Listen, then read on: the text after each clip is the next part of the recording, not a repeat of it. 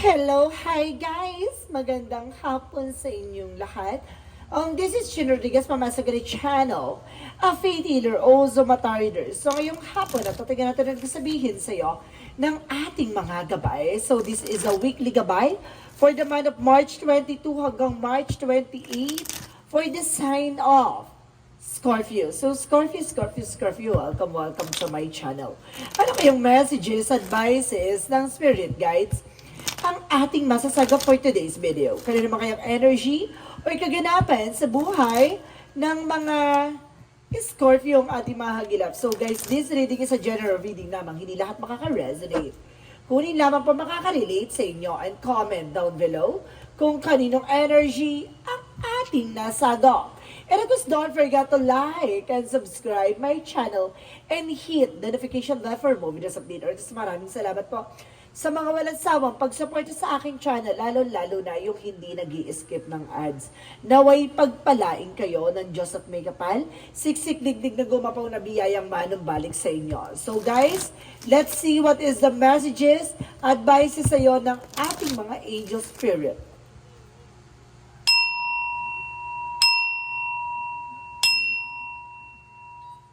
Angel Spirit Messages given information po. So, let's see ano kayong sasabihin sa iyo ng ating mga baraha. So, there is the Hierophant. So, there's a lesson learned. So, there's an education, guys. May mga bagay na parang nag-sink in dito na parang matuto ka na sa mga nangyari say from the past. And of course, let's see. And of course, there is the Seven of Swords. There is a sneakiness cheating lying on you. Be aware.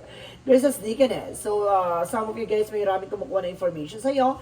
At of course, some of you guys na mag-ingat ka sa mga traitor at manluloko sa paligid mo. Because there is the lover. So, there is a love can exist. So, talagang, this is the love that protects talaga. May nagpo-protect talaga sa love na pagdating sa iyo. Because there's a Three of Swords. Mag-ingat kasi maraming ingitera, maraming manloloko, maraming there's a pain. And because there's a Ten of Cups. So far, there's an happiness. So magiging masaya ka at the end of the time, no? Kumbaga, napapalibutan ka lang ng mga manloloko, ingitera. And because there's a Page of Pentacles for an investment. So this is the moment. Kumbaga, kailangan mong mag-invest on your own. Kailangan mong kumbaga panghawakan kung ano yung mga bagay na kailangan mong ipundar or punan, no? Kung ano yung mga bagay na kailangan mo nang simulan, no? There's a new fresh ideas, and of course, planning. So let's see what is the Hierophant.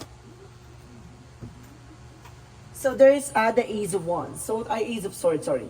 There is a breakthrough. So magkakaroon dito ng bagong eksena magdadala sa ng tagumpay. So this is the moment. Kumbaga, natuto ka na sa mga nangyari sa'yo from the past. So, ito talaga yung mag-aano sa'yo na kumbaga kaliwanagan at matatauhan ka na, ganon. So, let's see what is the Seven of Swords. So, there is the King of Cups. So, there's a devoted, supportive person. So, ibig sabihin nito, there's a cheating lying on you, no? And because there is the King of Wands by control, no? This is the stability, no? Pagdating sa love life. And of course, there is a Ten of Wands na nag-represent dito guys, na burden.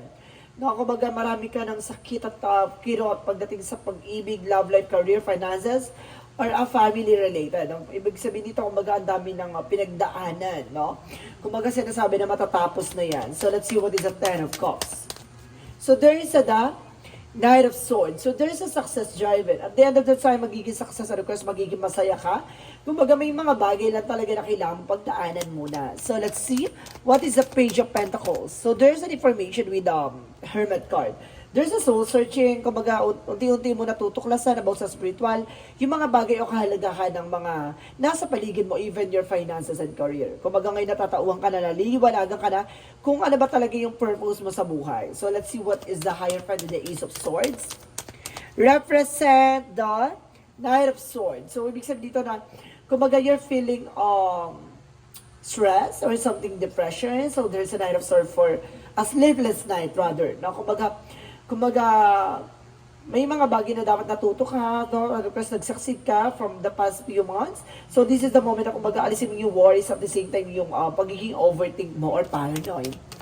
So what is the Seven of Swords and the King of Cups? So there is a page of wands. So there is a good news. And of course, there's an idea na papasok dito, no? So ibig sabihin dito, kumbaga, there is a seven of sword na there's a cheating lying on you. At itong balitan to malalaman mo. At itong tao na to ay maaaring yung person mo. So let's see what is that. The lover is of course the king of wands. So there's an information with the Empress card. For there's a revert. So ibig sabihin talaga dito pagdating sa inyong relasyon ay magkakaroon ng bagong simula. Mukhang yayabong at mukhang babalikan sigla. So let's see what is the Three of Swords and of course the Ten of Wands represent the Four of Cups. So evaluate or analyze, no? Kumbaga sinasabi dito, kumbaga may mga bagay na kumbaga kailangan mong pag-isipan at kailangan mong mag-observe, no? Para hindi ka na muling masaktan. At the same time, kumbaga pagdating sa mga obligation or responsibilities, so be aware ka na, no? So let's see what is the Ten of Cups and of course the Knight of Swords. So there's the king, the Knight of Wands. So there's a slow and steady, kumbaga sinasabi dito kailangan maging mahinahon at huwag yung maging padalas-dalas kasi at the end of the time, magiging masaya ka at makukuha mo what you deserve. Diba? Kumbaga huwag kang masyado maging aggressive sa mga bagay, makukuha mo din yan at the end of the time. May mga bagay na talaga na kailangan mo muna maging kalmado. And because there's a page of Pentacles and because the Hermit card, clarification with the Magician. So talaga sinasabi dito there's a manifestation. No, kumbaga there's a power. And because there's an hermit with the soul searching. Because ibig sabihin that this is the spirituality and the magician is the power. So ibig sabihin dito, may kakayanan ka, no? Na bumuo at gumawa ng plano na naaangkop sa kakayanan mo. At of course, ito yung magsisilbing kumbaga kalakasan mo. At ito yung magpapayabong o magpapalakas sa finances, career, love life mo. So ibig sabihin dito, kaya mong proteksyonan, kaya mong pangalagaan, at kaya mong gumawa ng ikabubuti at kasisira mo. So, you are being creator of your own life, and you are being a creator of your own story. So, let's see, what is the outcome? The outcome is the Eight of Swords. So, napapalibutan ka ng negativities, toxicities, and because let's see, kumbaga kailangan mo lakasan ng pakiramdam mo. At the same time, there is the Five of Swords. Kasi some of you guys nagkakaroon ng self-sabotage, even your thoughts. Kasi may mga bagay dito kasi na minsan kung ano yung mga sinasabi mo ay nagagamit against sa'yo. So, ibig sabihin dito, be aware sa mga sasabihin mo, sa mga gagawin mong actions. Kasi kumbaga hindi mo alam, hinahanap lang pala nila ang pagkakamali mo or ang kahinaan mo. So, let's see. There is the Three of Cups for a celebration. There's a celebration coming in for you. At the same time, there's the Five of Pentacles. Kumbaga sinasabi dito, kumbaga makaka-recover ka na for financial crisis. So let's see what is additional messages for career. Sa career mo naman, there is a Knight of Wands for resilience. No? Kumbaga magiging kumbaga kailangan maging tahimik pagdating sa business, trabaho, or sa kung ano may pinagkukuha ng financial mo, maging tahimik ka. There is an information with the Moon card. Kumbaga makikilala at malalaman mo kung sino talaga yung mga totoo at hindi totoo sa'yo. No? So let's see, what is additional messages for love life? So there's an Eight of Wands, so there's a fast communication, travel, and movement. At the same time, there's a Four of Pentacles to protect your power, protect your energy. Ibig sabihin dito, there's a lot of messages coming in for you. Kumbaga, proteksyonan mo kung ano man ang growth mo, even your love life. And of course, yung mga bagay na alam mong sayo. So let's see, additional messages for health. So there's a Two of Cups, partnership. And I guess there's an information with the Chariot. So there's a movement. So ibig sabihin gagaling sa kayong dalawa sa anumang uri ng karamdaman nyo ng person mo. So ibig sabihin parehas kayo ng nararamdaman. Or either kumbaga may something improvement or development sa inyo nararamdaman. Now, so let's see. Additional messages for magical fairy messages.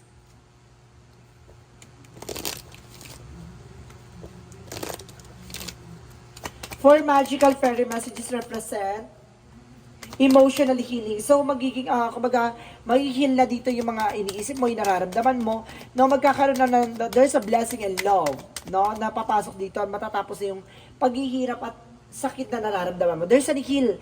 See, healing, healed, healer. So, see, you are also a healer. You can also heal.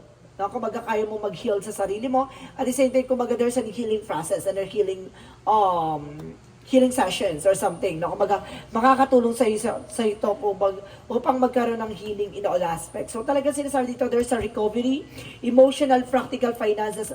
So most of all, there's an emotional healing talaga. Maaring, kumbaga dito ka kasi na talagang inaatake sa feelings mo. So this is the moment na maaring, kumbaga, magagamot na ang iyong nararamdaman. Na kumbaga magkaka-outsider maliliwanagan ka na, or matutuklasan mo na kung ano yung nagiging sanhi, kung bakit nagiging emotional ka, or kung bakit nasasaktan ka physically and emotionally. So let's see what is the yin and yang oracle card. So there's an attraction, so there's an hat, no? You're feeling attracted or something, attracted ka sa ibang tao or attracted, kumbaga there's an attractions, and because there's an ego, alisin mo yung mga vanity or something, or pride, no? Yung mga luho, yung mga bisyo or something wala sa kabuluhan, iwasan mo yan. At the same time, there is a memory. So may mga, there's a memories coming in for you, parang marami kang nagsisingin sa isip mo na lahat mga naranasan mo from the past. Kumbaga ngayon naaalala mo na, kumbaga, kumbaga parang nagkakaroon ka ng pagbubuni or parang kumbaga naibabalik mo yung mga nakaraang nangyari sa'yo na parang, di ba? Kumbaga na-overwhelm ka na, nakapasa ka na or something, nakaraos ka na sa mga bagay na nangyayari sa'yo. Kumbaga, nakaalis ka na sa sitwasyon na dati mong kinagagalawan, no? So let's see what is the Archangel Michael messages. Ang galing, guys. Kasi, kumbaga, it's all about healing, guys. No? Para sinasabi dito sa dami mong pinagdaanan sa buhay, kumbaga, akala mo yung sugat na yun ay hindi nagagaling. So, this is the moment na kumbaga, lahat ng mga bagay, emotional, practical, physically, kumbaga lahat ng mga yan ay gagamutin. No? And there's a spend more time outdoors, so kailangan magliwaliw or something mag-unwind kahit papano. And there's that, go forward fearlessly. Kailangan mo magpatuloy na walang kinakatakutan. And because there's a positive thoughts create a positive result. So, always think positive, no? Kasi para makapag-attract ka ng mga good energy. So, let's see. What is the chakra messages for you? And of course, there's a confusion. So, maaring naguguluhan ka. May mga bagay na nanggugulo or naguguluhan ka or else. There's some insecurity. Marami na iinggit sa'yo at marami nang gugulo sa'yo, no? Kumbaga sa madaling salita, inggitera sila. So, and of course, there is an information with the completion, no? Huwag mong hayaan mahuli ang lahat. So, keep you doing what you're doing. So, let's see what is additional messages. So, there's a justice. So, may hustisya dito, ha. Kumbaga makukuha mo yung mga nararapat sa'yo. There's a consequences na mararanasan. So, may mga bagay na tulong sa'yo or protection ng ating angel spirit na, kumbaga, mapangahawakan mo. Kumbaga, alam mo na may gumagabay sa'yo. And of course, there's a practice, no? Polish your skills, enhance your abilities. So, let's see what is the Monsology. For Monsology, so there is a look at the bigger picture. So, ibig sabihin dito, kumbaga, sinasabi dito na, kumbaga, yung mga bagay na nararapat or yung mga bagay na, yung mga possibilities, no? Yun yung kailangan mong tutukan, no? Kumbaga, wag mong intindihin yung mga nasa paligid mo, yung mga sasabihin ng iba, no? Marunong ka dapat dumedma. The end of the cycle approaches. No? Kumbaga, matatapos na yung mga bagay na nangyari sa'yo from the past. So, bring love in the situation. Na mahalin mo yung sitwasyon kung ano man yung kinagagalawan mo ngayon. So, let's see what is the energy. So, there's a healer of the ages, guys, no? Talaga, kumbaga, magagamot na yung sugat ng nakaraan. Kumbaga, kahit na gaano katagal yan, kumbaga, maggagaling at gagaling yan sa anumang uri ng karamdaman, no? Kumbaga, kung may mga nangyari nangyari sa nakaraan, kumbaga, unti-unti yan magagamot, no? Kumbaga, inaalis ng ating Panginoon yung puot at ngit-ngit sa puso mo na, kumbaga, binibigyan ka ng makalaya sa mga negatibo, no? Ayaw ni God kasi na parang magkaroon ka ng negative energy or negative feelings dyan sa puso mo na magiging balakid para magsilbing blockages kaya hindi ka makausad sa sitwasyon mo. No, kumbaga, nandito na ang ating Panginoon na ginagabayan ka at tinatanggal yung mga sugat at yung mga nararamdamang mong hapdi sa nakaraan. And of course, there is a For Chakra Arcangel Raphael, see? Nandito sa Arcangel Raphael for healing. So talagang sinasabi sa'yo dito na gagamutin ng ating Panginoon yung anumang uri ng naranasan mo sa nakaraan mo. Na hanggang ngayon bit-bit mo pa, na kumbaga napapalibutan ka man ng mga inggitera at mga taong nanggugulo behind your back. Huwag kang mag-alala. Si God na ang mismong aalis ng mga taong nagiging sanhi ng iyong kalungkutan or kasakitan, no? And because there is the inner earth for you to survive this, no? New solution and beginning. So, kumbaga, binigyan ka na ng solusyon at bagong simula ng ating Panginoon at nakaraan na yun, nakasurvive ka na dyan at makakasurvive ka sa mga susunod na eksena. And there is an information that your life is a canvas. So there is an artist manifestation, no? The more ka na parang ini-enjoy mo yung mga bagay na ginagawa mo, the more mo manifest yung mga bagay na gusto mong makuha at di ba, mapanghawakan. And of course, let's see. So there's an envy, no? Kumbaga, I am the same as an everybody but with a different challenges. So see, kumbaga, hindi man, kumbaga, pares kayo ng, kumbaga, ng mga sakit na nararamdaman pero iba kayo ng mga pinagdadaanan, no? And of course, there's a humor. So there's an information na kumbaga titingnan mo yung lighter side of situation, no? Iwasan mong mag-isip ng negative kasi makaka-attract ka ng mga negative energy na hanggang sa hindi ka na makaalis sa situation mo. Ganon. Kumbaga always think positive and always think the lighter side of situation.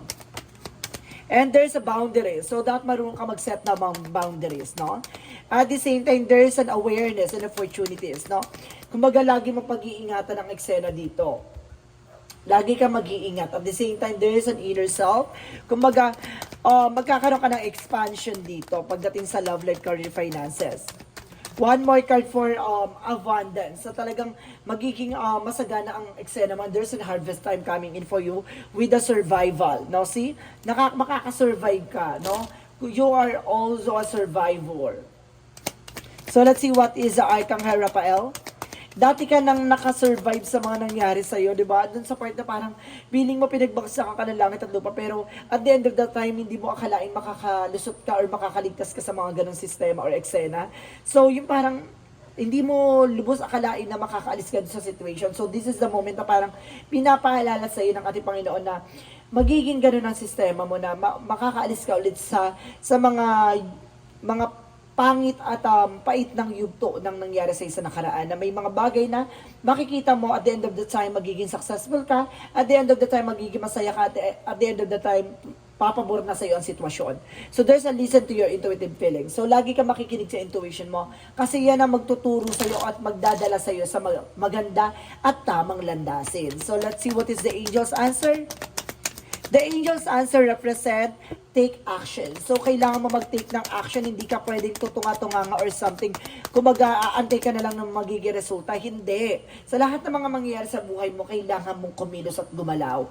And because there's a lot more information at kumuha ng mga impormasyon na magagamit mo in the near future. At the same time, remain positive. I always say that, na kailangan mo maging positibo sa lahat ng anggulo or sa lahat ng eksena sa buhay mo.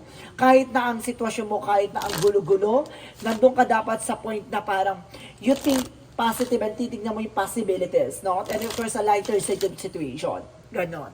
So, let's see what is the Romance Angels. Pagdating naman sa Romance Angels, guys, nagre-represent dito with the children. So, some of you, may mga kapatid ka, may mga anak ka, or there's an involvement by children and affected, no? So, nangyayari sa iyo. Because there is a giving your relationship a chance, no? Pagdating sa relasyon, kailangan mo na kumbaga mag-work ang inyong partnerships, no?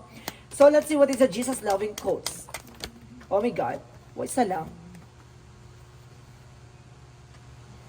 Okay, so sinasabi dito, you Heavenly Father know that you have need all of this. Alam daw ng ating Panginoon na si Jesus na lahat ng mga bagay na hinihiling mo ay kailangan mo, no? At yung mga bagay na yan ay pagkakaloob sa iyo ayon sa kalooban ng Diyos. So let's see, what is the synchronicities? Synchronicities represent what? teacher. See, you are being advisor, you are being professor or guidance. So ibig sabihin ikaw yung magtuturo, no, ng mga bagay na gagawin mo or gagawin ng ibang tao sa paligid mo, na kumbaga magiging gabay ka rin sa kanila, no, at may taong gagabay din sa iyo. At the same time, there is an information with the journey. Talagang kasama talaga siya sa buhay na tatahakin mo, no. At the end of the road, there is a light, no, waving, na sinasabi na andito ko, no, magpatuloy ka, huwag ka matakot. So let's see what is the angel's number. 555, clarity, kaliwanagan, no, at kaayusan. Sinasabi dito, great transformation, major changes, opportunities, and fast pace forward process. So, ibig sabihin talagang magpatuloy ka ng magpatuloy at magbabago at magbabago yung sitwasyon mo at lilinaw na parang tubig na malabo, no?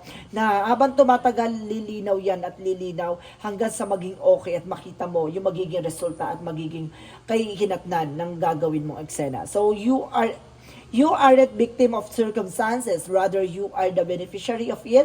If that the where that cases life would be pretty dull, you will set yourself up for success in the long run if you are willing to adapt to this shift, no? Even everything is working out of the best at long last, you are accomplishing what you set out to do.